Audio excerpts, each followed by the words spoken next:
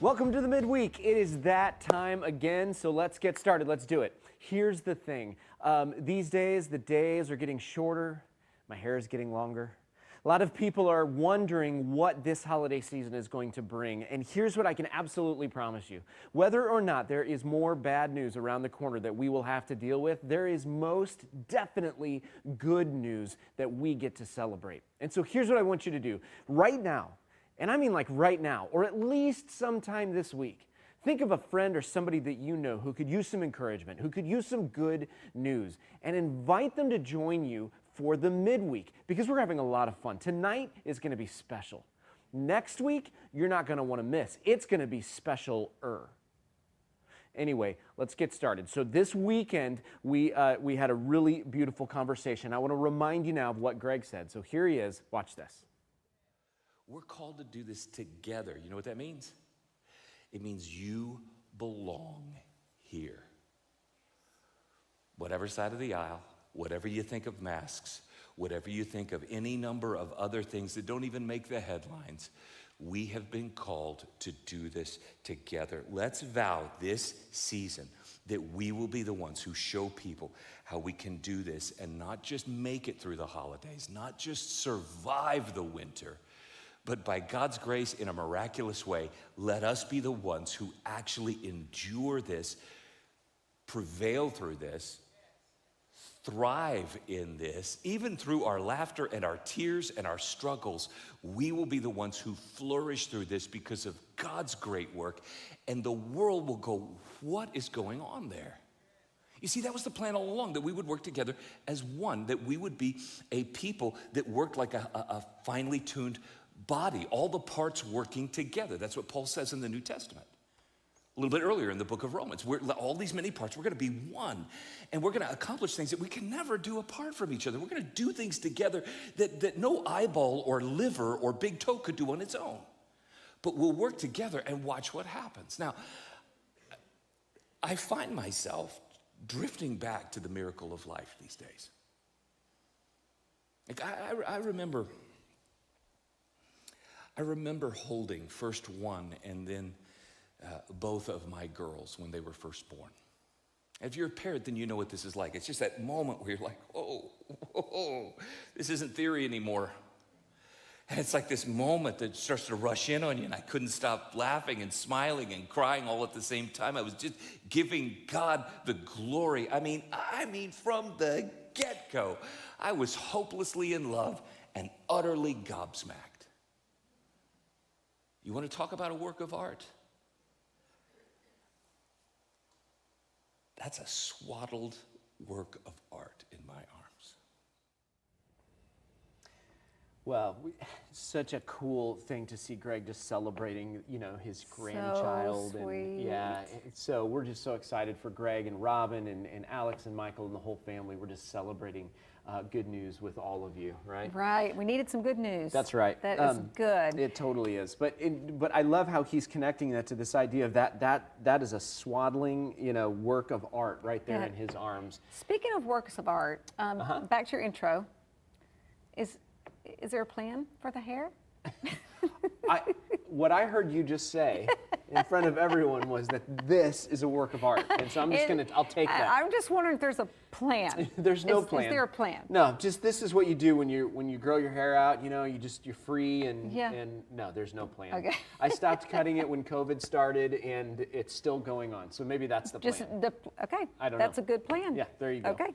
Can we get back to the works of art? Yes. I was, but right. Go ahead. So I love the idea that each of us are, as we're fearfully and wonderfully made, we are each works of art. But Angela, this idea of just art being something that is, talking about the value of that in and of itself, I think is significant. Yeah. And you are something of an art connoisseur. Oh, I would say I'm married to an art connoisseur. Fair enough. Yeah. Jim knows way more and loves art, and in fact, he, people may not know, we spent years in Paris, in Paris, France, not Paris, Texas, not the but other Paris. There's a Paris, Missouri too. But is there? Yeah, okay, but you weren't. No, you not weren't there. And he basically pastored artists, like professional French artists of all different disciplines of the arts. Ended up opening a gallery right in the heart of Paris, and so he's got some beautiful art. My favorite art in our house is my son-in-law's artwork. Oh, okay. So so that's awesome. we know something about art. Well, but keep going with that. What are some of your favorite pieces of art? Some of your favorite artists? Tell us about Let me that. tell you about my favorite moment with art, if I can put it that way. Yeah. Is we got to go to Florence while we lived in France, and Jim was determined for us to see the David. Now, I wasn't that excited about seeing it because I'd seen pictures, you know what I mean, and it didn't look that impressive, and so I was like, well, It's just a I'll guy, go. Yeah, we right? were going to get coffee afterwards, so I'm like, oh, okay, I'll go. There you go. However, it's one of the few moments in my life where literally something took my breath. You turn a corner, and it's at the end of this long hallway, and I just wasn't expecting it to be as magnificent and beautiful. It's just beautiful. It's really big, isn't It's it? Like very it's bigger than people big, think it's yeah. going to be, and that I hear that because I haven't seen it, but the building is almost just built so that when you come around that corner, Yeah. it's just there. And Jim talks a lot as he's worked with artists about so often people try to use art for a purpose, and art is its own thing. It does its own work, sometimes without words. Like me turning the corner, just having that moment, I couldn't explain that, and it wasn't leading me somewhere else. It was just beautiful in itself. I've heard Sting say before, music is its own reward. So art in itself is moving. It is. I heard something really similar. Wynton Marsalis, in a documentary about jazz, talks about this idea that really good art, you have to go to it. It doesn't come to you, but if you go to it, then it rewards you. Yeah, You know? yeah. And so true. Yeah, there was this moment this weekend in the service where we saw this video. In fact, can you guys we have footage of it. Can you guys kind of roll? It's like a little behind the scenes how they made this video with the milk and the food coloring and the drop of soap and this kind of beautiful thing that happened. And while you guys are kind of watching this take place in the service, this whole experience was met with. I think they were playing some Bach cello concertos in the background.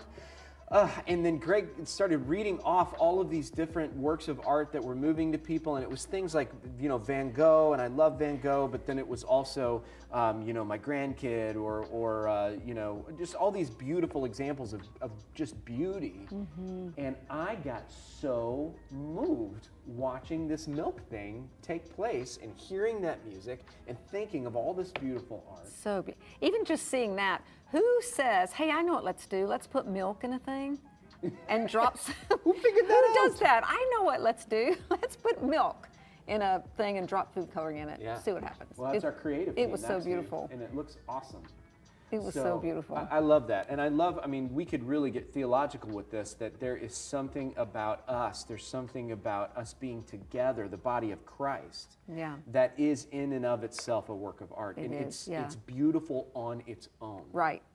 And invites us into something. Right, because we get to belong to something and we're being invited in. That's exactly right. Yeah, we get invited in. So, and Greg talked about that, about being invited in, and in Romans 16, where one of the beautiful things is being invited into community.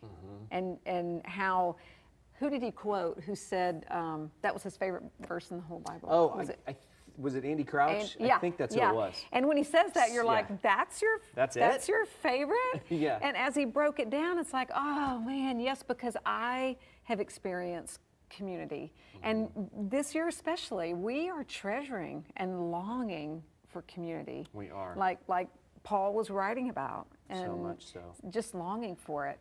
Yeah. And so we want to have you, like you've done before, in the chat or in the app, answer a question for us. Share a story when you were invited in, when someone invited you in.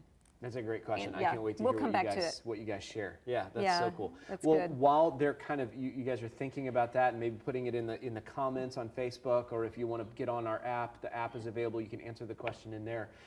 While you're doing that, I want to remind us of another video that we saw this weekend, just kind of going back to this idea that each of us on our own, we're a work of art. Len Matheson, who is actually a Crossing family member, he's one of our own. He lives in California these days, but he is a brilliant mind when it comes to understanding how our brain is wired specifically for spiritual relationship with God and just always has really great things to say, but he shares some amazing thoughts about how the human brain is created in this video that we saw this weekend. So just take another look. In his book, Your Faithful Brain, Dr. Len Matheson tells us the adult brain has about 100 billion neurons, each with between 1,000 and 30,000 connections to other neurons. If we stay with the minimum number of connections for all those neurons, we get to 100 trillion connections. If we open it up to the possible patterns and combinations of patterns, Dr. Matheson suggests we get to numbers we really can't fathom. It's why he came up with his own word, a Godzillion. It's the uncountable, beyond our wildest imagination number of possible neural connections in the human brain. This helps explain just how fast it can work. For the latest research estimates that your brain performs 38,000 trillion operations per second. Now, how big a number is that? Well, if you could tap your finger 10 times a second, how long would it take you, without stopping, to tap 38,000 trillion times? Over 120 million years, which, if you're still with me, means that 38,000 trillion is a really big number. The simple point here is your brain can handle that many operations per second every second of your life, coordinating your life, keeping the lungs breathing, the heart pumping, the seemingly invisible and mysterious systems of your body working together in a magnificent symphony of life, touching, remembering, tasting, laughing, smelling, hearing, seeing, grieving, solving, imagining. All of this orchestrated by a brain that has a Godzillion different potential connections to make it happen. To consider how all these parts work together with such beautifully impossible coordination leaves most of us in awe, or as some would say, gobsmacked. Listen now to an ancient king named David, whose poetry describes his gobsmackedness, even with a limited scientific understanding.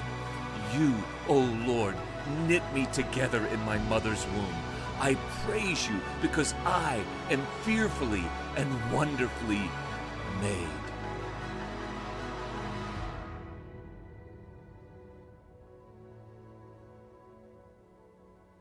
So here is what is so amazing to me about that video. When you just consider that that's just our brain, and that God put that much attention to detail just into how our brains function. Yeah. We are a living, breathing work of art. And yet, Angela, most of us struggle to accept that that truth is for us. Yeah. Right? Yeah. It makes sense if it's you. It makes sense if it's someone Right. else. I can look and go, yeah, that person is amazing. Or the little baby that you're holding. Yeah, Or the back to the exactly. baby. Yeah. But it's one thing to realize that. It's another thing to realize that I'm made this way. I'm a work of art. And so sometimes that can lead us to struggle with identity. It can lead us to struggle to feel like we measure up or we have value. And sometimes it helps us, it keeps us from connecting with others. And when you think about all of that, I wanted to have one of my friends come and share her story with you. And so joining us on the midweek today is my friend, Susie Calder. Hi, Susie. Hello. Thanks so much for So being glad here. you're here. Yeah, thanks for having me. It's great. So, Susie, you and I were talking earlier, and you grew up in a family that went to church, but it wasn't by the time you got to be old enough where you could make that decision for yourself, you were done. Yeah. Going right, and so you eventually make your way into college. You're not in a relationship with God or anything like that. You're kind of just living your life, but you started to run into some challenges. So, can you just kind of pick up there and tell us your story? Yeah, sure. That'd be great. So when I was in college, I just ended up struggling with some mental health issues. So I had a lot of depression and anxiety, and the way that I coped with that was by using drugs and alcohol. So that ended up becoming a pretty big problem for me. So about 10 years ago, I moved here to St. Louis to go to treatment.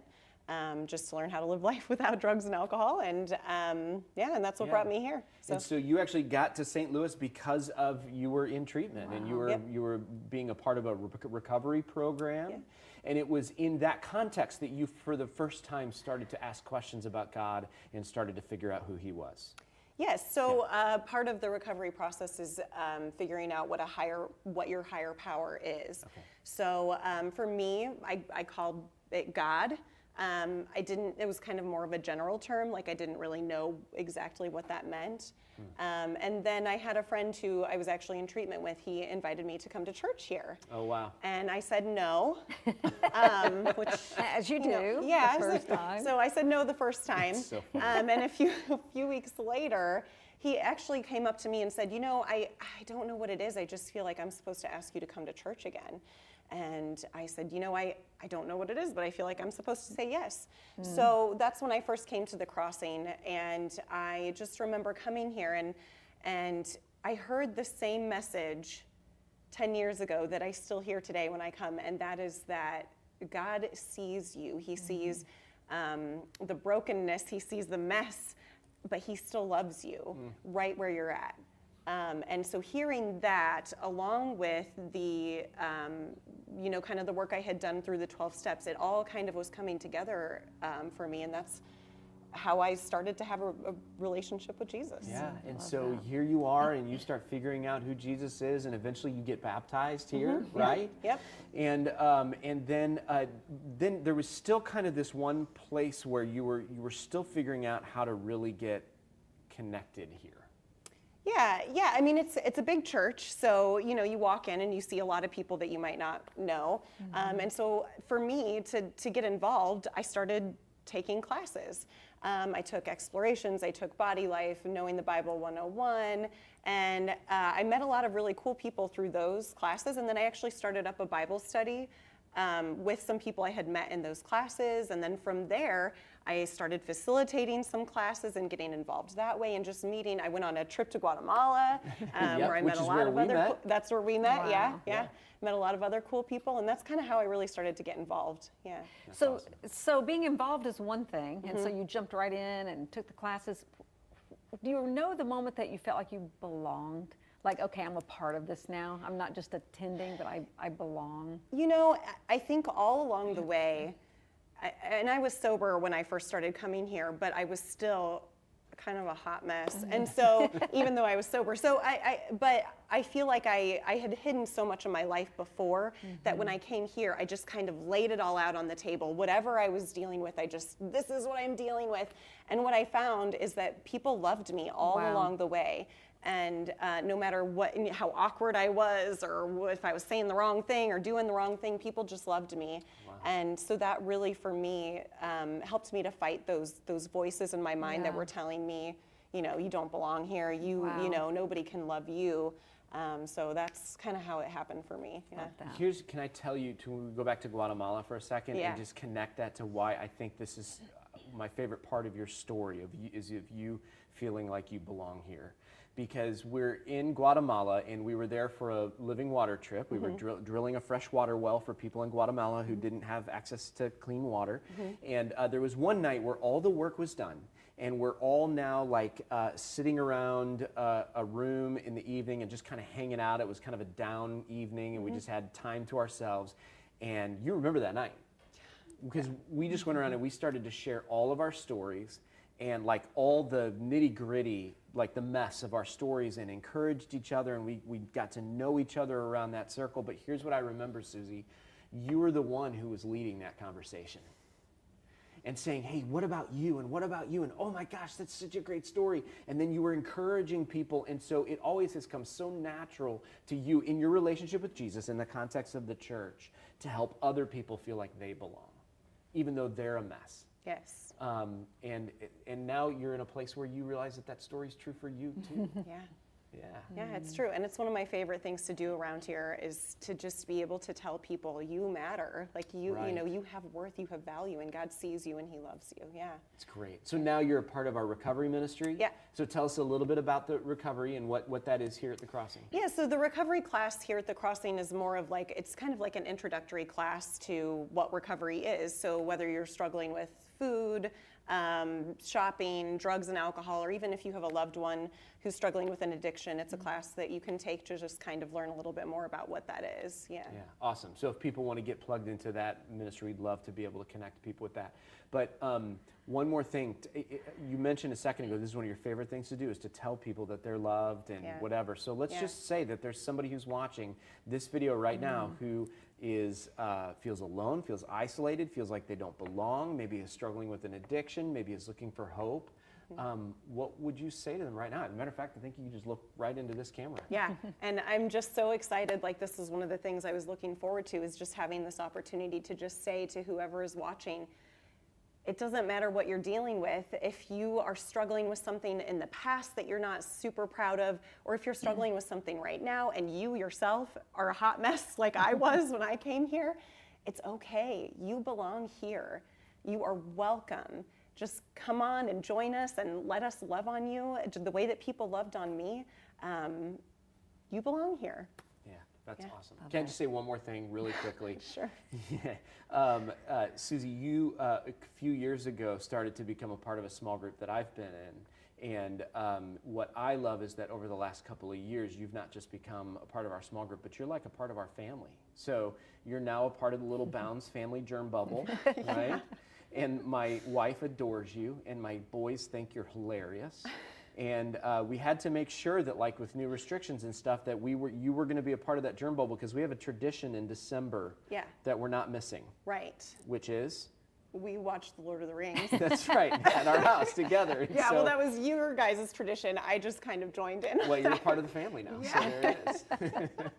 Looking forward to it. That's awesome. So thank you so much. So you belong to the Bounds family. Yeah. I love that. Yeah. Thank you, Susie. Yeah, thank you thank for you. sharing your story with us. It's so special.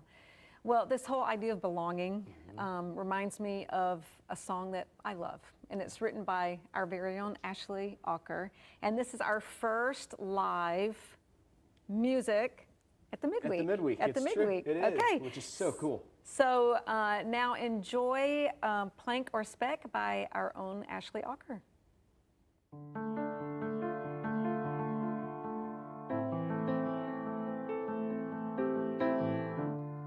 Inch by inch we live our lives, hope to find a paradise, measured only by our lives, seek to take the biggest prize. Look around, you missed a spot. It's time to race against the clock. Who can give the loudest talk?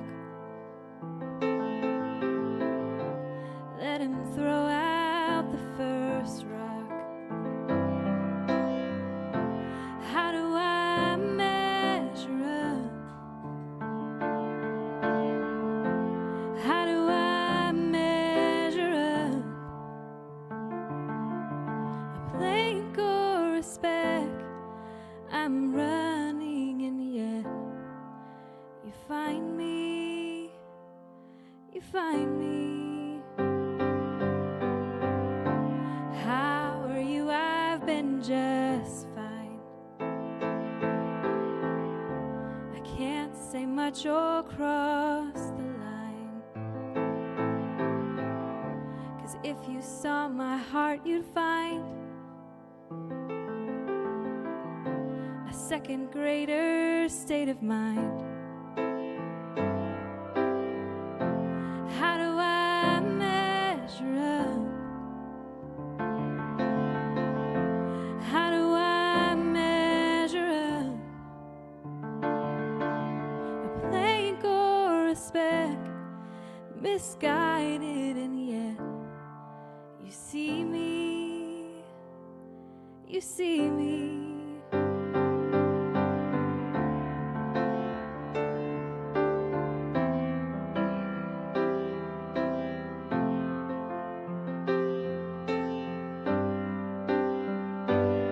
But the battle has been won, and the work's already done. I don't have to fight it anymore. made just right by you, created right by you. I don't have to fight it anymore. I cannot measure up. I cannot measure up. A plank and a speck, so broken, and yet you love me. Jesus, you love me.